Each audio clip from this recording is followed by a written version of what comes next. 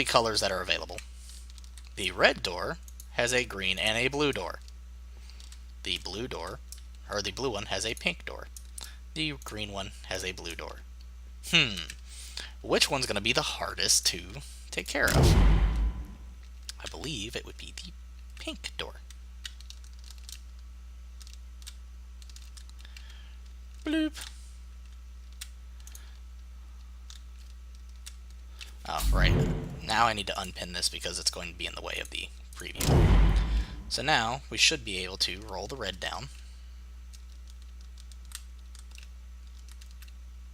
Get that right there. So that pink door goes away. And then, oh god, I don't know what to do. Well, shiza. Let's go down here.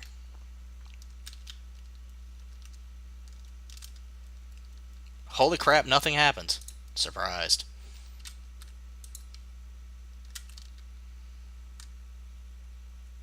But if we roll the blue door, or the blue over here, then it's like, oh, okay. Well, what happens when I roll the blue onto the blue? The blue doors go missing. Who'da thunk it? Right. Roll the green ball.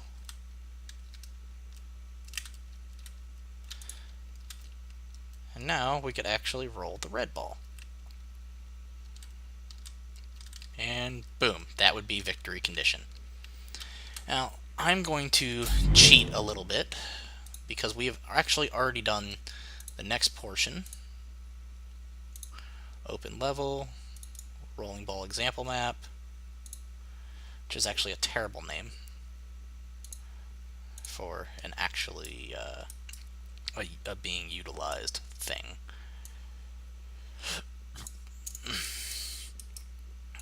So we're going to take this, copy it, close that, file, open. So like I said, cheating just a little bit.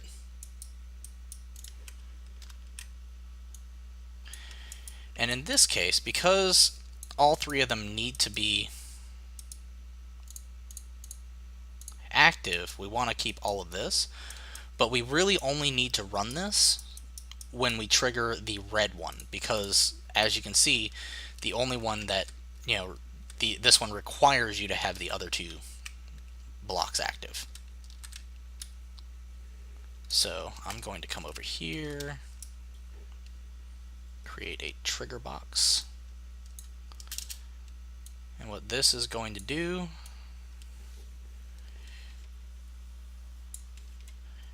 is once we trigger it, it will check to see if our win condition is met.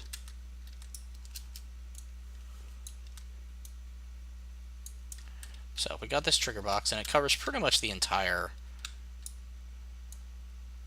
red zone, which is exactly what we need.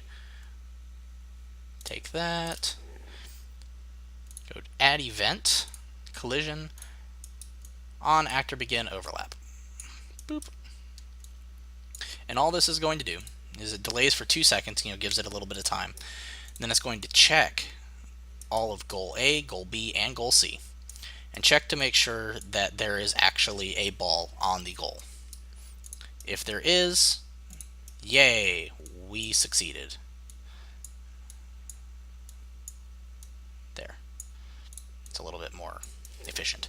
So if there is, yay, we succeeded, good job, duration, and then we're going to set it up for actually level 3, which we have not created yet.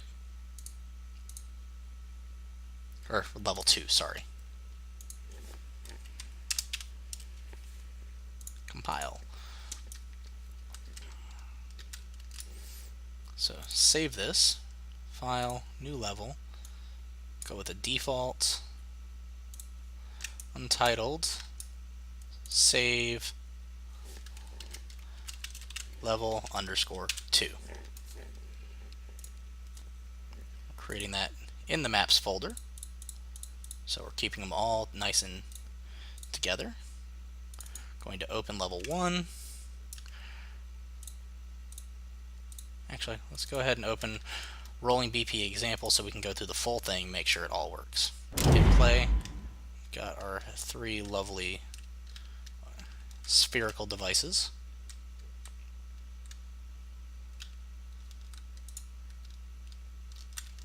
Boom.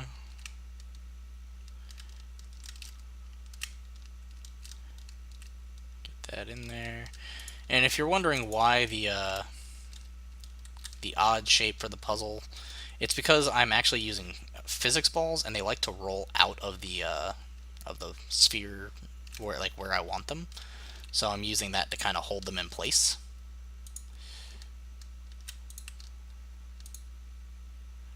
Alright, we get the blue ball here, roll all the way over.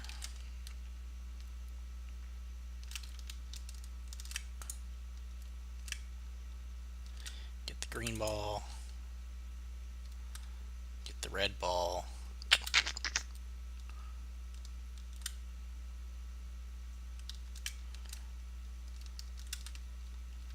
Boom. That should do a good job, and then spawn the next one. Okay, which is exactly what I expected because I haven't set up the camera and everything yet.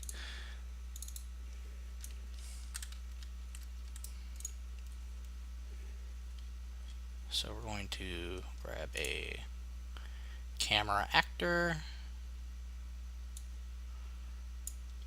and I actually have the specific values I want to use for the camera actor. Ooh, there we go. Oh, nope, that's not it. Thought I had it. I guess I didn't save it. Okay, I believe it was 7,500. Need to look at level 1 again.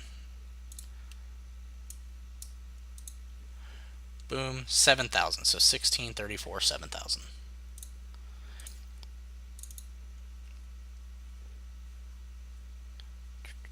Where are you, camera? 16 or 34.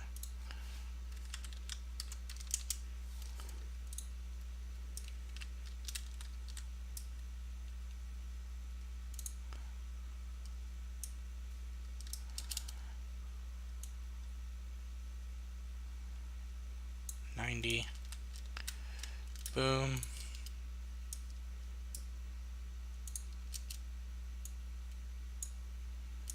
Make that large so I can see it. Pin this.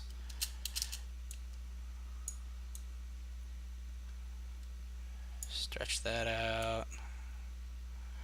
And it doesn't matter if it's larger than the camera view, just as long as it fits in the camera view.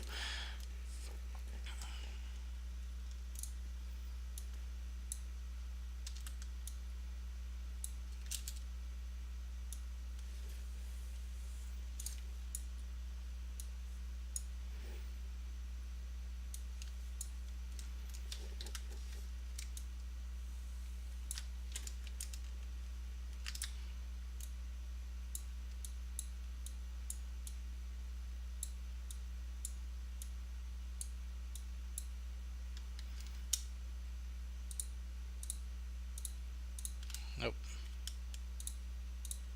There we go. 90.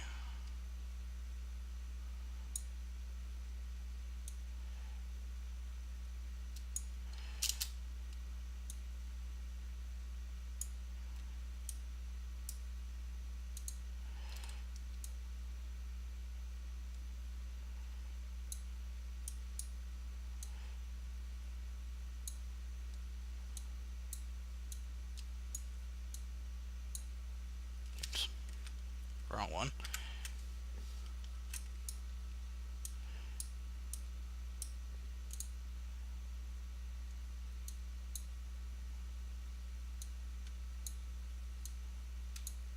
There we go. That's about right. And stretch these up a bit so it looks a little... Actually kind of liked it down low. Felt like it was a little cleaner looking. Okay. And then I need the light source. Boom. I'll probably replace the dynamic light with something a bit more not dynamic lighting eventually.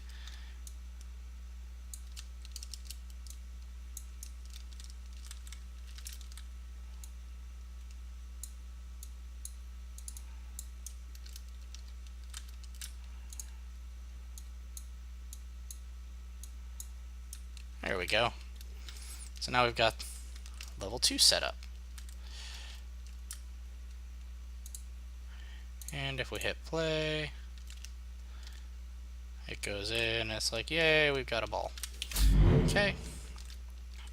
Let's see, what do we want to do with this one? So we want to make sure we implement extra stuff during the levels. We've already got the doors.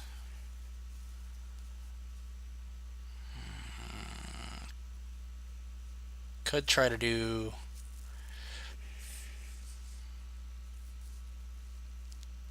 I don't know, time doors maybe, or some type of pit where you could fall. Could do that.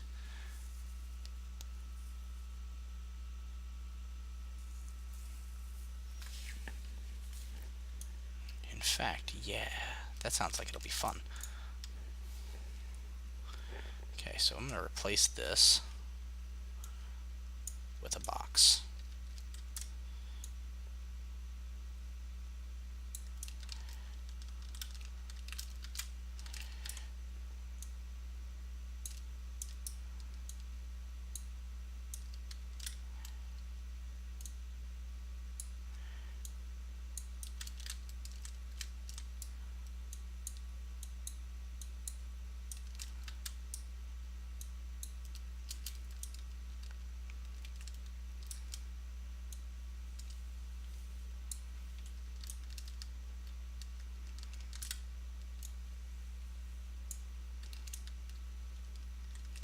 Make sure this rolls over this because BSPs can be a bit finicky at times.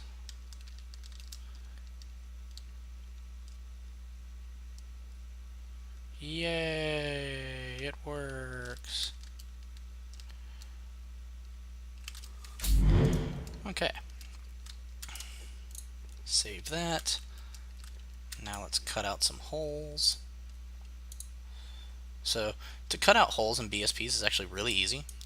Which, if you didn't know, BSPs are binary space partitions. They're you can make objects with them. They're very good for white boxing. They are not good for main game, and eventually you will probably want to replace them with static meshes. The main reason is because they're computationally heavy. So the more of these you have in your level, you will start to see your performance drop very quickly. So if you're doing like a really small game, it's not that big of a deal. But if you're doing a bigger game, or like something where a lot of stuff is going on all at the same time, these can get extremely performance heavy, and it is not a good idea to keep them for long periods of time. That is, I can't stress this enough. Like, don't keep them for a long time. Use them for your white boxing, and then replace them with static meshes. I don't know why this is difficult. Like, just do it. Trust me. And this is coming from someone who fucking loves BSPs. I love these things. I'm like the only one on my team who loves BSPs. But seriously, get rid of them as quickly as you can.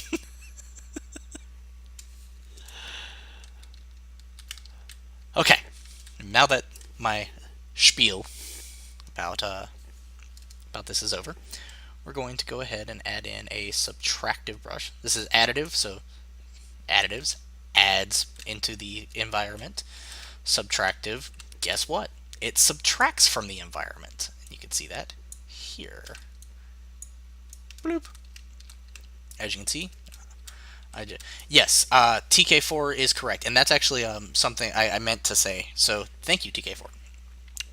Is what you can do instead of just keeping them is, once you get them where you want them, like if they look exactly the way you want them to, and you really want to keep that style, if you go into your details pane here, click that drop down arrow, so where the brush settings are, you can click create static mesh.